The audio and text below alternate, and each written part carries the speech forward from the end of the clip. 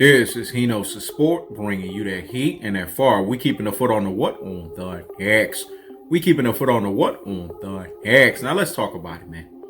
Shawn Constipated Porter. Things that make you say, Things that make you say, Hold up. So you think you could take your rabbit ass up to 154 and fight Mel Charlo? Hold up. No. You said something even more egregious. You said something that was more Rudy Poo and Plum Plum Brain. You said something that was more classic Doden Troglodyte.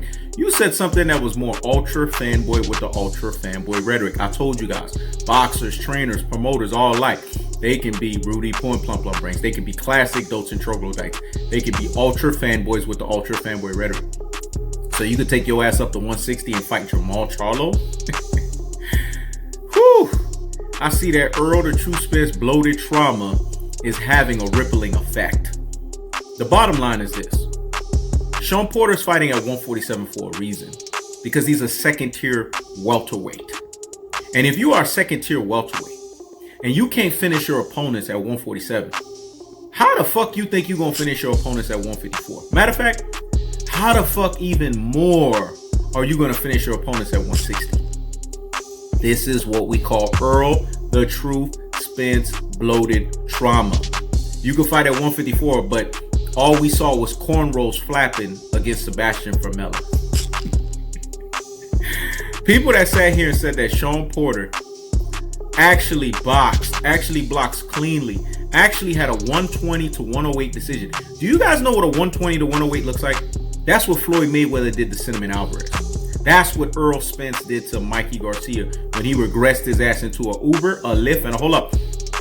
Hey, taxi Tijuana cab driver fighter. That's what 120 to 108 looks like. Not that bullshit that Shawn Porter did.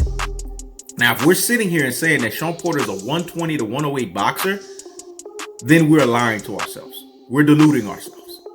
That's the first delusion in and of itself. That's delusions grander or grandeurs of delusion. Let me say it again. It's delusions grander or grander of delusions. And now this guy thinks he has crack. All because you fought at 165. Where was 165 at, Shawn Porter? That was the amateurs. Like Meek Mill say, there's levels to this shit. There's gears. So fighting at 165 at the amateurs is all of a sudden fighting 154 and 160. What happened when you were sparring against David Benavidez? If you really wanted to show us that you can hang at 154, 160, then sparring against David Benavidez would have been a telltale sign. He was beating the shit out of your ass. He was outpointing you. He was embarrassing you in that sparring match. And you got the nerve to say that you can go up against Venomous Viper, Lions only Jamel Charlo, or you can go up against Maul, Lions only Charlo. Are you fucking kidding me? Listen, if Shawn Porter really wants to be decapitated, if he really wants to be bulldozed, if he really wants to be steamrolled, stay your ass the fuck away against the Charlo brothers. Because your ass can't fight at 154. Your ass can't fight at 160. You barely can fight at 147. How the fuck can you fight at 154? How the fuck can you fight at 160? Your fight against Errol the True Spence should have been way more than what it was.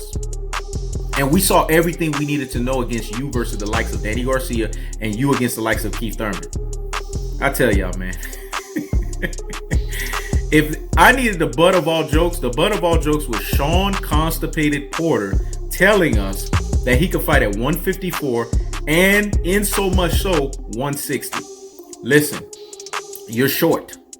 And I get it. You got the Napoleon complex. You got the short man's complex. And you think you can fight. That's your biggest issue. The fact that you're 5'5". And then the fact that you don't have any power.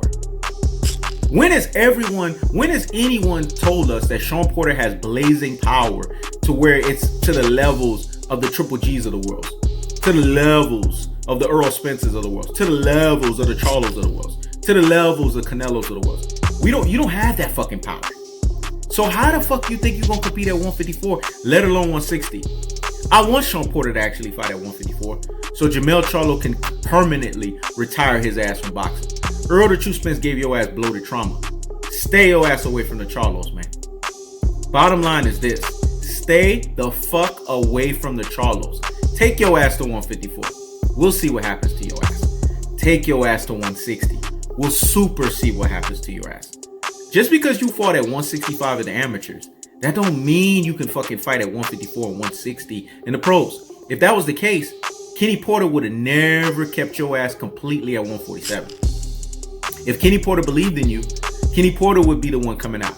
Remember, he's the P. Diddy. He's the one being all in the videos, all the one spending all your money, talking about Shawn Porter. He would have been the one that said, my son can fight at 154, 160. I don't see Kenny Porter saying that shit. So if Kenny Porter's not saying it, then stop the presses and pump the brakes on the nonsense. Go sit down somewhere and what? Higgity fucking hush. 154 and 160, Shawn Constipated Porter. Woo, a fighter's as good as his last fight. And that fight against Sebastian Formella, if that's the level of performance you're going to give us at 154 and 160, stay the fuck away from those divisions and keep your rabbit ass at 147. That's the cold-hearted, that's the unadulterated, that's the cutthroat truth teller fashion. This is He Knows the Sport. Check it out.